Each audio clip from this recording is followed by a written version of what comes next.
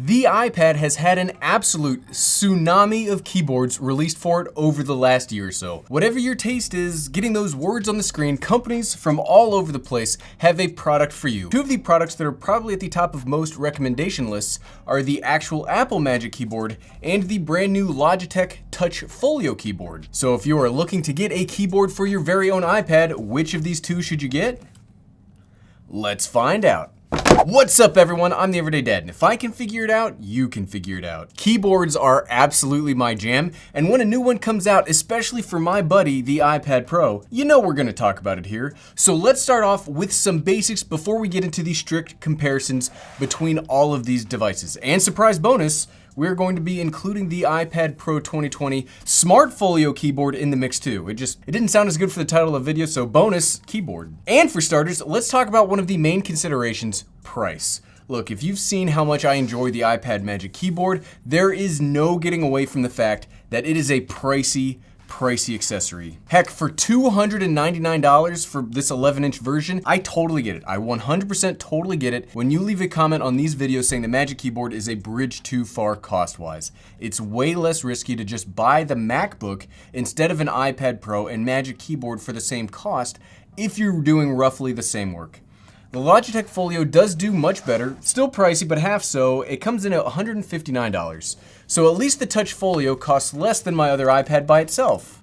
Progress, yay. And finally, the Apple Smart Folio is the middle ground of the trio with a price tag of $179. Look at all these things.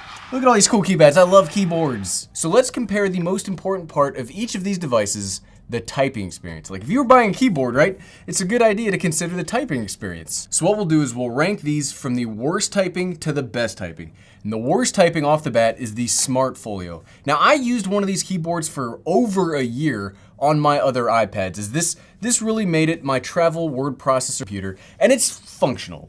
It's functional. The keys are very sure, and I don't notice lag when I'm typing on this to what comes on the screen. Additionally, the size is just about right where the keys are spaced out pretty well, even though it's smaller. Even though this is probably the smallest device we're going to talk about today, it's basically the exact same keyboard layout as the Magic Keyboard. Now, there are some notable differences. There is no trackpad, more on this later. And the arrow keys are just kind of mushed together and not that inverted T that has become standard. So it's not perfect. Another benefit of this particular key layout though, is this is the only keyboard in this entire lineup that basically has a mess-proof design, where the keys are like protected by the overall cover. Sounds great, right?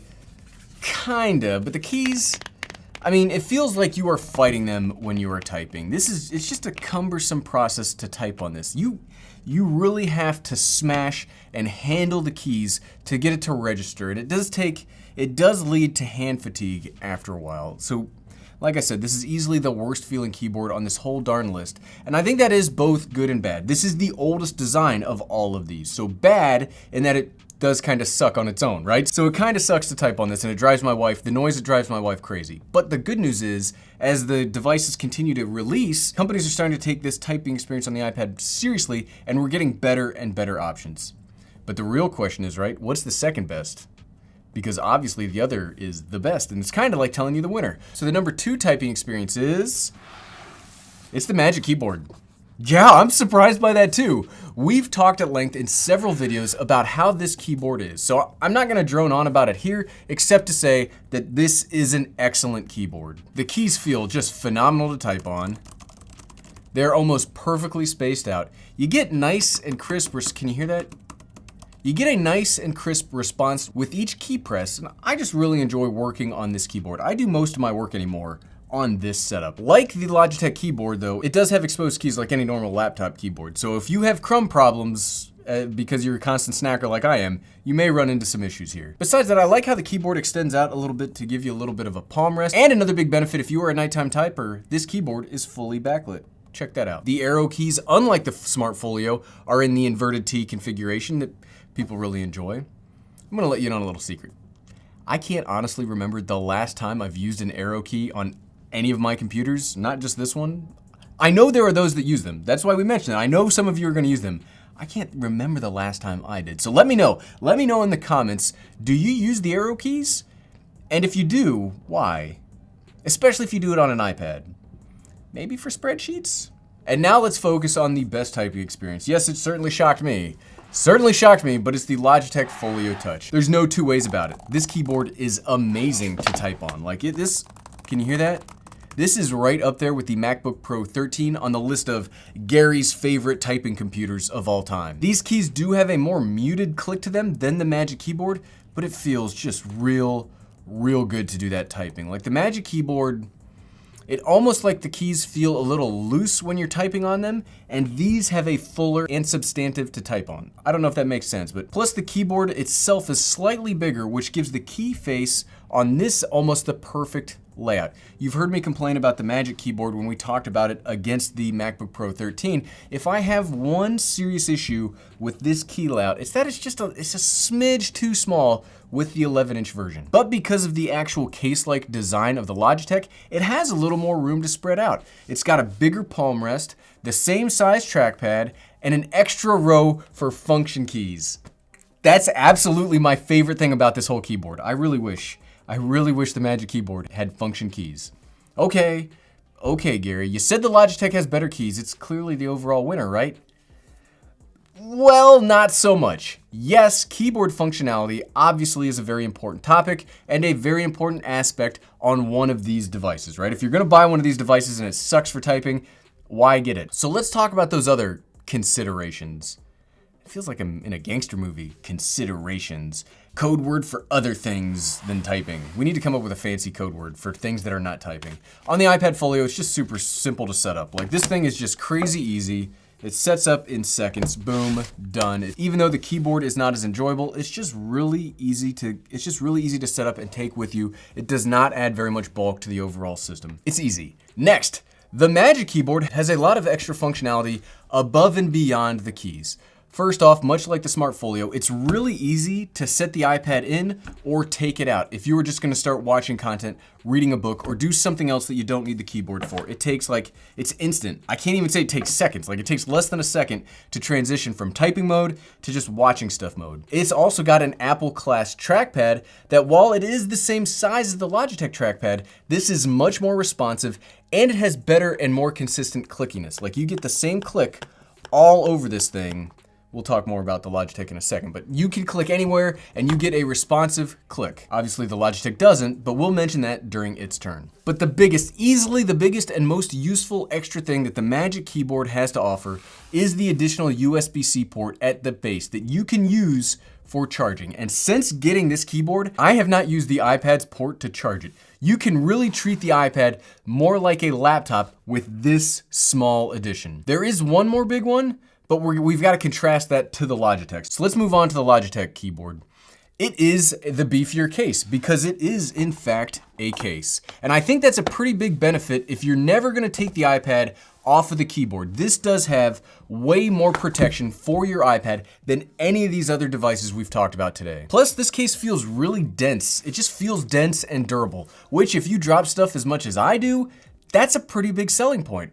I use cases and screen protectors on all of my devices because otherwise they would break more often than I feel like I could replace them. I break stuff I drop stuff all of the time. The trackpad here is just about the same size as the Magic Keyboard, but it's not as good. It's not as responsive or accurate, and its clicks only work in certain parts of the trackpad, and it's much like a Windows laptop. Here, the top of the trackpad doesn't really click. It only starts to click as you travel down. Like you've got to go down a third of the trackpad before the clicks start to register. That's not a deal breaker. Obviously, people buy Windows laptops every day, but it does make the experience just a little bit worse. Unfortunately, there is no additional USB-C port on the Logitech, so you will have to use the iPad's USB-C for charging, which if you're coming from no keyboard, that's probably not gonna bother you. It's the way that you've always used your iPad, but it's a huge pain in the butt if you are coming from a Magic Keyboard. Like it's little frustrations like that kind of make it hard to make the transition.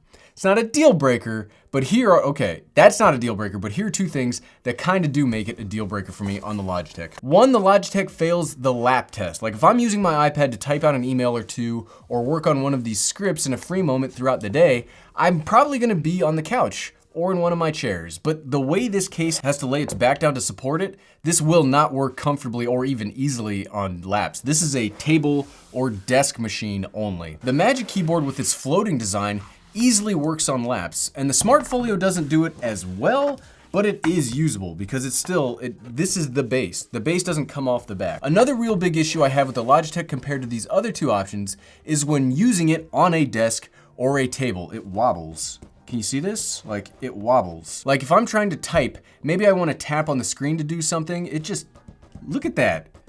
It moves a lot. The only way I can get that to stop is the screen has to be set pretty far back, and it basically then takes up twice as much space as a laptop or even the Magic Keyboard. Look at this.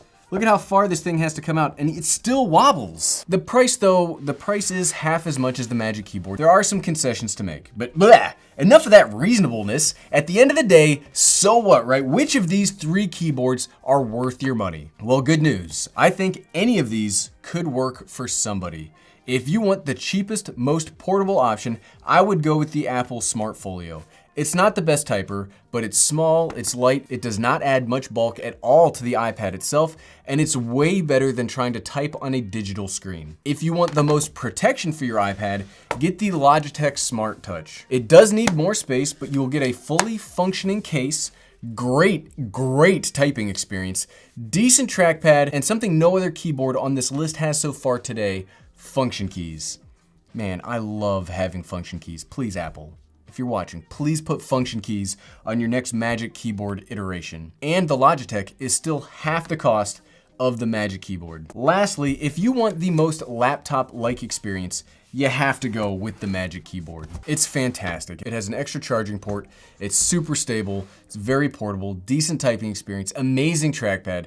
It's just the best option if you have the money to spend on it. I cannot recommend it highly enough. It really transforms the iPad into a new type of work device that doesn't really exist anywhere else. And personally, I'll be sticking with my Magic Keyboard because it perfectly fits in what I need my iPad to do. But the great thing about today is each of these options does have a use case, and I think each of these could work for a specific person. More options is better. Like, I'm glad that all of these exist instead of only one existing. And heck, if you like this video, I bet you'd like the video where I break down some amazing budget accessories for the iPad. You can kit the iPad out in a full usable kit for less than the price of any of these keyboards, and you can find that by clicking right here. Click, click, click, click, click, click, click. Thanks for watching.